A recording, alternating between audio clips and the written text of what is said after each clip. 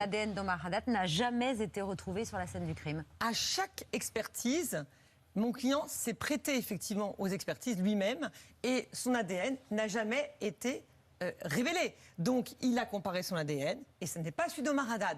Donc là encore, s'il avait été présent sur la scène de crime, on aurait forcément, avec les progrès scientifiques actuels, trouvé son ADN. Il y a aussi cette enquête de gendarmerie qui est restée secrète, une enquête parallèle menée de 2002 à 2004, révélée en mars dernier par la presse. Vous vous êtes procuré les procès-verbaux de cette enquête qui contient des noms de suspects crédibles, de frères qui appartiendraient à la mafia niçoise. Et votre conviction, c'est qu'en fait, ce soir-là, c'est un cambriolage qui aurait mal tourné? Oui. Alors, la piste crapuleuse, je l'ai toujours soulevée. J'ai toujours été persuadée que c'est un cambriolage qui avait mal tourné. Et il est vrai que cette enquête parallèle qu'on a découvert finalement grâce à un journal quand même, il faut le savoir, c'est même pas un journal, c'est un livre qui est sorti, le ministère de la Justice. Et dans ce livre, on découvre qu'il y avait une enquête de 2002 à 2004. Et suite à une interview, eh bien, j'ai été contactée par l'un des capitaines de gendarmerie qui a eu la gentillesse de m'adresser tous les procès-verbaux.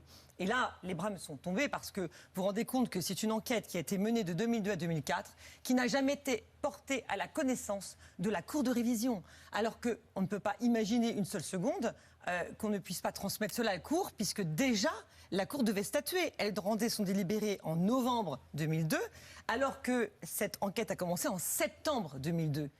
C'est inadmissible. Pourquoi est-ce qu'elle a été étouffée ou cachée, cette enquête? Je vais pas mettre en colère la commission, donc je vais pas dire cacher ou téléphoner quoi que ce soit. Je vais simplement répondre que c'est une enquête qui n'a pas été portée à la connaissance de la défense ni de personne. C'est un truc absolument incroyable parce que c'est une enquête très intéressante avec des pistes extrêmement sérieuses.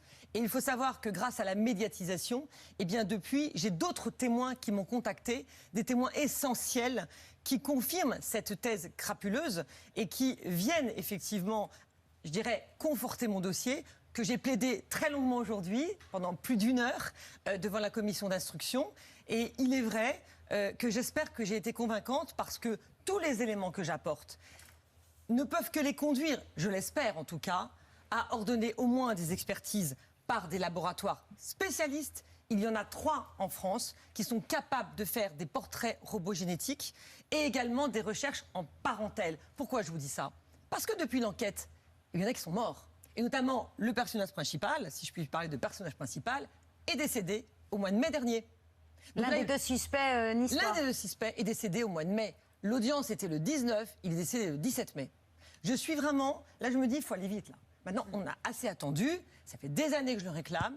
Maintenant, il est temps qu'on fasse le nécessaire. Et Dieu merci, nous avons vraiment des laboratoires extraordinaires, extrêmement efficaces. Il faut aller vite, là.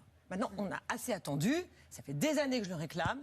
Maintenant, il est temps qu'on fasse le nécessaire. Et Dieu merci, nous avons vraiment des laboratoires extraordinaires, extrêmement efficaces, qui vont pouvoir, même si les personnes sont décédées, nous révéler à qui appartiennent ces ADN. Pierre.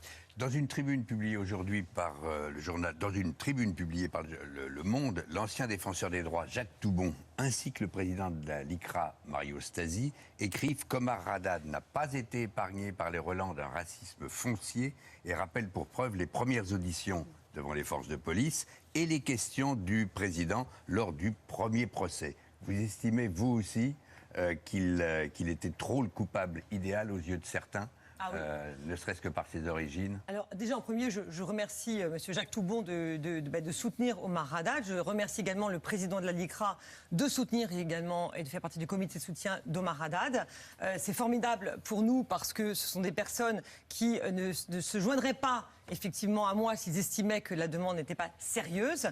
Et par ailleurs, je tiens à préciser que le procès auquel je n'ai pas assisté, le seul procès malheureusement parce qu'il n'a pas bénéficié de l'appel devant la cour d'assises, le procès de l'époque est extrêmement quand même ciblé du racisme parce que le président, on sait les réflexions qu'il a fait.